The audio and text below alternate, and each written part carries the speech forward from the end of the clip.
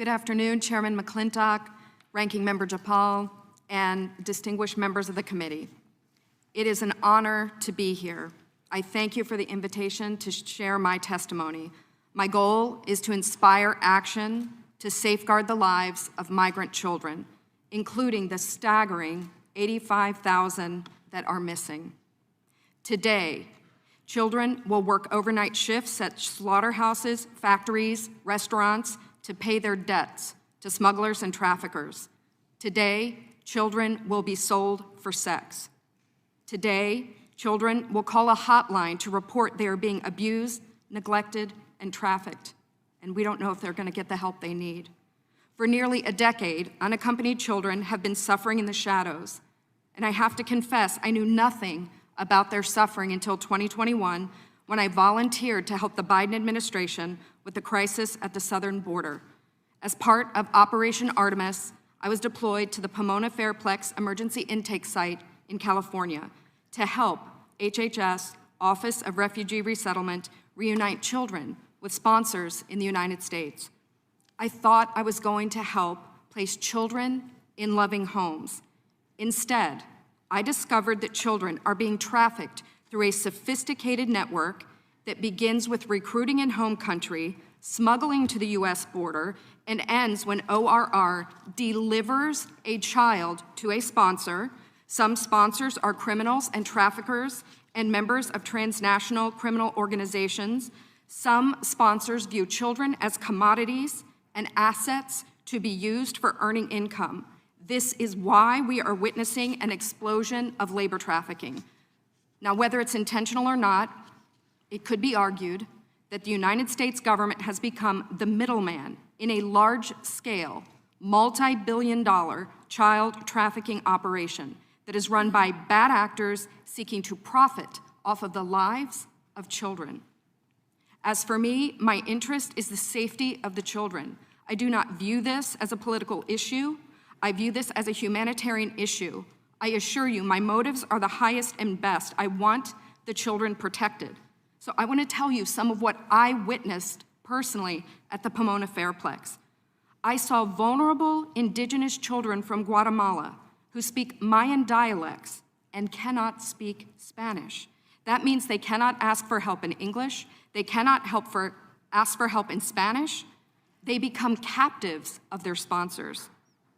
I have sat with case managers as they've cried to tell me the horror of what has happened to children as they make the journey to this country.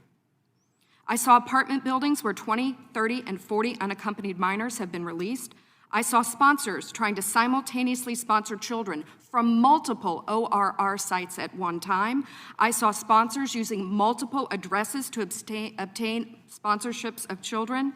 And I saw numerous cases of children in debt bondage, and the child knew they had to stay with the sponsor until the debt was paid.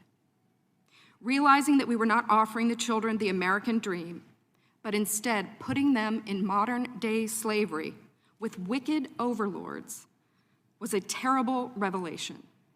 A terrible revelation. These children are a captive victim population with no access to law enforcement or knowledge of their rights.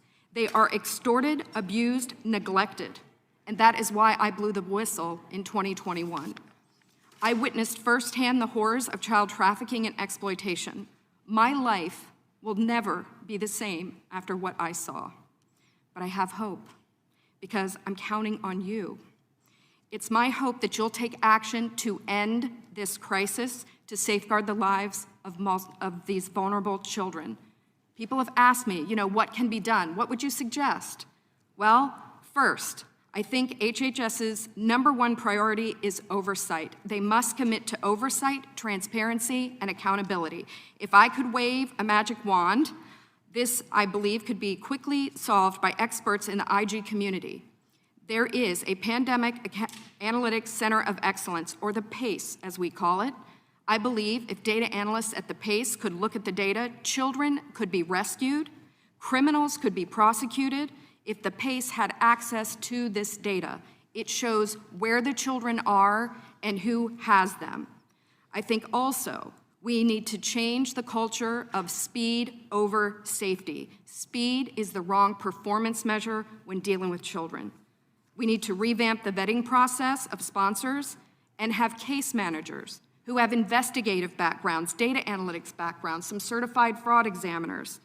And I think we need to reimagine a system where the sponsor is the accountable party. Sponsors should be required to report to ORR. And lastly, stop retaliating against whistleblowers. Stop retaliating against the people who are trying to tell the truth to save the children. As it is written, a wise man listens to advice, while a fool continues in his folly, and HHS needs to be wise to care for these children. Thank you very much. Your time has expired. Okay, thank you for the opportunity. You're very welcome, and we'll... Wow, this was sad, man. You let me know what you think about this in the comment section. God bless that lady for what she just did. Can you imagine the amount of courage a person needs in order to do what she just did? I'm just gonna leave you with this article, bro. How Trump's immigration executive order prevents child sex trafficking on southern border. This is in 2018. And of course, Democrats called him racist for this. You can't make this up. So my question to you, my friend, is when was the last time you heard anything regarding sex trafficking from the Biden administration? When was the last time?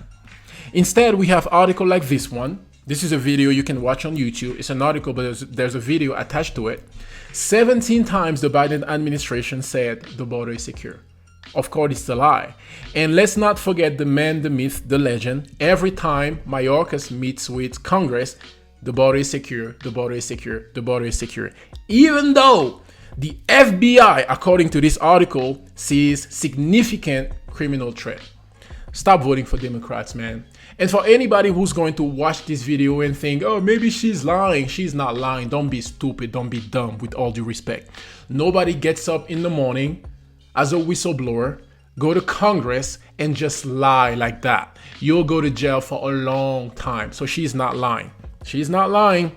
What's happening at the border is unthinkable. God bless you. Catch you on the next one. God bless this lady again for what she just did. Wow.